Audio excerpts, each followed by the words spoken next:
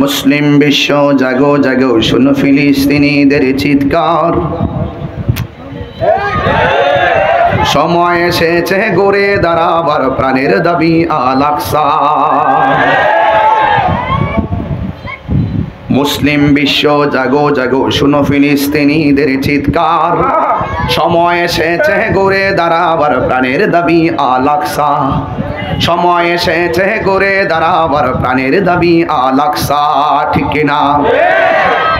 আকসাই আমাদের চেতনা, আকসা কেড়ে নিতে দিব না। দিবেন? দিবেন? এই মুহূর্তে যদি কোনো বাটফার ইসরায়েলের পক্ষ নেয়, তার টাইনা সিরা পালামু।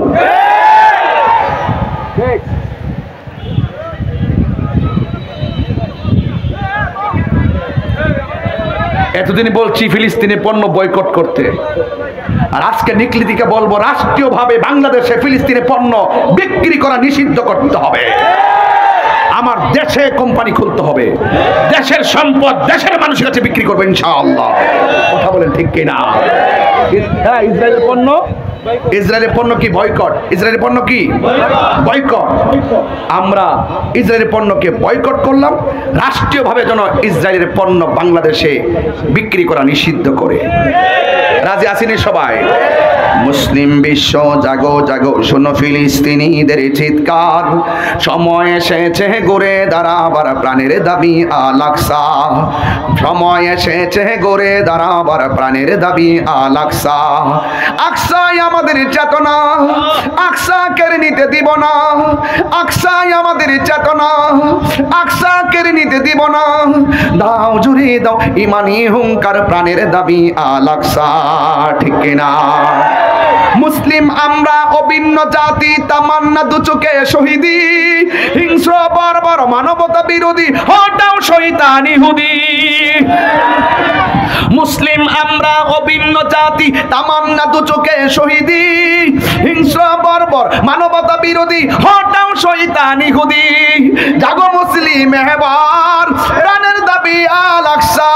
নারায়ে তাকবীর, নারায়ে রিসালাত। ফিলিস্তিন ফিলিস্তিন জিন্দাবাদ জিন্দাবাদ। মারহাবা গণ।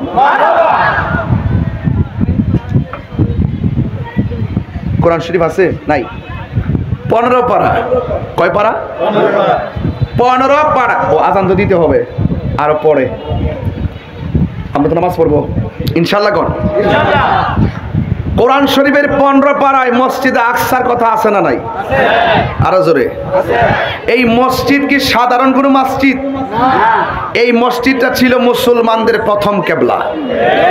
এই মসজিদটা এমন মসজিদ যে এই মসজিদে আল্লাহর হাবিব নিজে সশরীরে মেরাজে যাওয়ার সময় 2 রাকাত নামাজ পড়েছেন। এবং গাজাবাসীর প্রতি ওই ইসরায়েলের এত আগ্রাসন কেন? আর এত বড় আগ্রাসনের ভিতরে মুসলমানদের ক্ষমতাধর রাষ্ট্র ইরান নীরব কেন? নীরব একটাই কারণ, গাজাবাসীদের ম্যাক্সিমাম হইল মাযহাবপন্থী। এই বাংলাদেশের মধ্যে যারা লামাযহাব আছে দেখবেন বহুতগুলো হুজুররা বলতেছে এটা নাকি ফিতনা। এটা ফিতনা না, এটা হলো মুসলমানদের উপর ইহুদিদের জুলুম। কথা বলেন ঠিক কিনা? জুলুমকে কেউ ফিতনা বলতে পারে? যারা ফিতনা বলে বুঝতে হবে ওরা ইহুদিদের দালাল। কথা বলেন ঠিক কিনা? ইহুদিদের দালাল। এই জন্য আমার যুবক ভাইয়েরা, আমি প্রায় মাহফিলে বলি, জীবন যেহেতু পেয়ে গেছেন জীবনটারে ভালো করে উপভোগ করেন। কারণ এই জীবনের পর এমন একটা জীবন আসবে যে জীবনের নাম হলো আখিরাত। যে জীবনে আপনার আমার সব কিছুর হিসাব নিতে হবে। আমি কাহারও সঙ্গে দ্বন্দ্ব নাই, নিকলিবাসীর সঙ্গে আমার কোনো দ্বন্দ্ব নাই। শুধু একটা কারণে দ্বন্দ্ব, আপনারা অনেকেই যারা নবীর বিদ্বেষী, নবীর বিরুদ্ধে কথা বলেন, আপনারা জান্না শূন্য সত্যকে গোপন করেন। কথা বলেন ঠিক কিনা?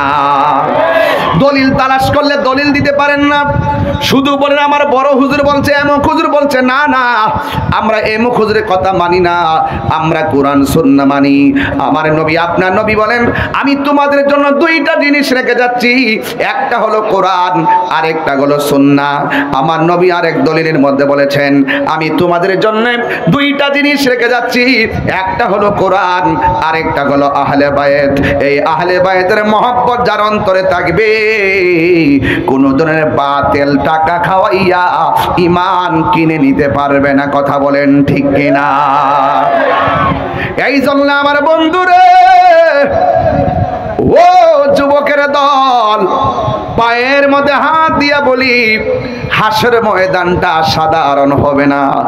সব মাহফিলে কথাগুলা বলি কেন জানেননি? আজকে আমার বন্ধুর অভাব নাই, হাজার হাজার মানুষ আছে। এমন একটা সময় আসবে আমি টাকা দিলেও এই টাইমে এত লোক আনতে পারবো না। দেখছেন না বাংলাদেশের রাজনৈতিক যত দল আছে, টাকা ছাড়া একটা কর্মীও মাঠে আনতে পারে না। বোঝা গেল এই দুনিয়ায় সম্পদ আর দুনিয়ার চলাফেরার গতি যেইটুকু, এটা হলো সাময়িকের জন্য। আর নবীর প্রেমের সম্পর্ক যে জায়গা, এটা হলো ইহকাল আর পরকালের জন্য। কথা বলেন ঠিক কিনা? আজকে আপনাদেরকে ভাড়া দেওয়া হয় না, হয়েছে? মাহফিল কমিটিরা ভাড়া দিছে? না না না। কেন কেন আমরা এসেছি? আমরা ভালো করে জানি এই নিক্রিয়া হলো সুন্নাত ওয়াল জামাত কেন আমরা করি। এই সুন্নি জামাতের মাঝে থাকলেই হাসরের ময়দান যেদিন কায়েম হয়ে যাবে, আমার নবী, আপনার নবী রাহমাতুল লিল আলামিন বলে, সেই দিন কেউ কাউকে পরিচয় দিবে না, কাহারও কাছ থেকে কোনো বিনিময় নিবে না। এই জন্য এই ময়দান সম্পর্কে অনেক জাহেলে মুরাক্কাব নায়েবে শয়তান আছে, যারা আমার নবীর শাফাআতকে মানে না। এমন মানুষ আছে না নাই? আপনারা জবান খুলে বলেন, আমার নবীর শাফাআত করার ক্ষমতা আছে না নাই? নবীজিকে সেই ক্ষমতা দান করেছেন কে? আল্লাহ। গজল গাইতাম নি? কষ্ট হইব আপনাদের? আল্লাহ দিয়েছে। এই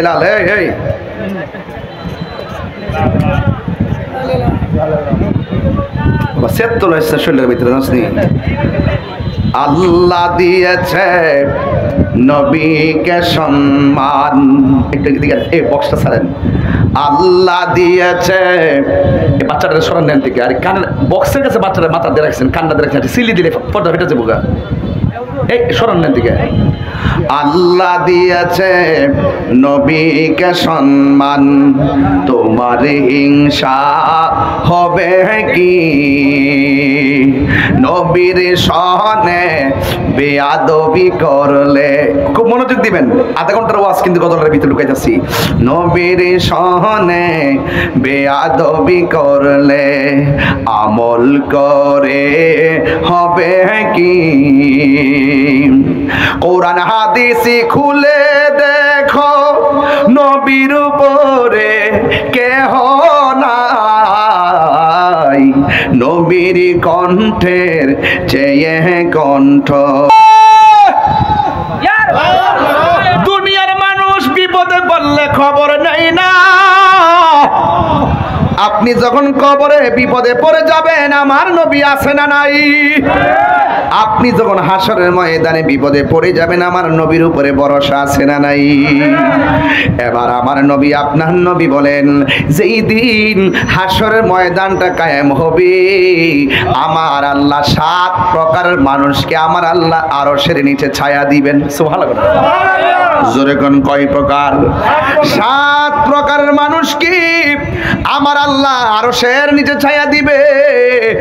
এর মধ্যে 1 নম্বর হলো আদেল, ন্যায় বিচারক, যারা সমাজের মধ্যে ঘুষ খাইয়া বিচার করে না, যারা সমাজের মধ্যে সুদ খাইয়া বিচার করে না, এদেরকে আমার আল্লাহ আরশে আজিমের নিচে ছায়া দিবে। এখন আপনারা বলেন, আমরা কি সুদের পক্ষে না বিপক্ষে? আমরা কি ঘুষের পক্ষে না বিপক্ষে? এই জন্য যারা ন্যায় বিচারক এদেরকে আমার আল্লাহ আরশে আজিমের নিচে ছায়া দিবে। এরপরে আমার নবী, আপনার নবী বলেন আরেক প্রকারের মানুষ হলো যারা দুনিয়ার মধ্যে দান করে। আজকের মাহফিলটা যে হয়েছে, অনেক মানুষ আপনারা দান করেছেন, আপনারা মনে করেন না দান করলে লস হয়ে গেছে। না না, যারা আল্লাহ এবং নবীর মহব্বতে দান করে, আমার আল্লাহ রাব্বুল আলামিন তার মাথার মধ্যে আরশে আজিমের ছায়া দিয়ে দেয়। এরপরে আমার নবী বলে উম্মত, হে উম্মত, যারা মসজিদ যার ভালো লাগে, বাজার যার ভালো লাগে না, যারা মসজিদটা বড় ভালো লাগে, বাজার তার ভালো লাগে না, এই প্রকার মানুষগুলোর জন্য আমার আল্লাহ আরশে আজিমের ছায়ার ব্যবস্থা রেখে দিয়েছে। আমাদের নিকলি গ্রামে দেখবেন ধান খেতে বহুত মুরব্বীরা এখনো ক্ষেতের মধ্যে আছে না নাই? ধান লইতে লইতে চেহারাটা কালা হয়ে যায়। যখন আসরের নামাজের আজানটা হয়, কোমরে গামছাটা খুললা গড়ের পানি দিয়া উযু কইরা নামাজের জন্য আইলের মধ্যে গামছাটা বিছাইয়া দে। লোকটা যদিও কালা, কিন্তু লোকটা যখন মারা যায় তার চেহারাটা নূরে ঝলমল করে, ঠিক কিনা? এমন মানুষই জানাজার মাঠে দেখা যায় কি যায় না? হাইরে, আজকেও তো আমি ঘুম থেকে ওঠার পরে এমন একটা সংবাদ শুনলাম, আমার সহযোদ্ধা আল্লামা পীরে তরিকত আল্লামা আসাদুজ্জামান আল কাদরি সুলতান কাদরিয়া দরবারে পীর সাহেব উনার মমতাময়ী আম্মাজানকে নিয়ে গতকাল একটা স্ট্যাটাস দিয়েছিল, আইসিইউতে আছে, হসপিটালে আছে, স্ট্রোক করেছে। কিন্তু আজকে আমি ঘুম থেকে উঠলাম, উঠার পরে শুনলাম তার মমতাময়ী আম্মাজান দুনিয়া ছেড়ে চলে গেছে। ইন্না লিল্লাহি ওয়া ইন্না ইলাইহি রাজিউন। নিঃশ্বাসের কোনো বিশ্বাস নাই। ও যুবকের দল, শুনে রাখেন, একটা বার তাকায় দেখেন তো আমার বুকের দিকে কিছু দাগ আসেনি? এই যে দেখেন আমার বুকে এখন কিন্তু দাগ আছে। এই দাগগুলা কেন জানেন? আমি আসার আগেও কিন্তু ইসিজি করে আসছি, বুকের মধ্যে ব্যথা ছিল, ডাক্তারখানা থেকে আমি কিন্তু এখানে আসছি। একটা মানুষকে আমি বলি নাই যে আমি অসুস্থ, আমি এখানে আসতে পারি কি পারি না। আমার মনে মনে থিওরি হইল, আরে বাবা ভালো কাজে যাইতেছি, ওয়াজ করতে যায় যদি আমার মৃত্যু হয়ে যায়, অন্তত বলতে পারবো ভালো একটা কাজে রওনা দিয়ে আমার মৃত্যু হয়েছে। কথা বলেন ঠিক কিনা? আমি আজকের হাজার হাজার মানুষ দোয়া করি আল্লাহ যেন আল্লাহ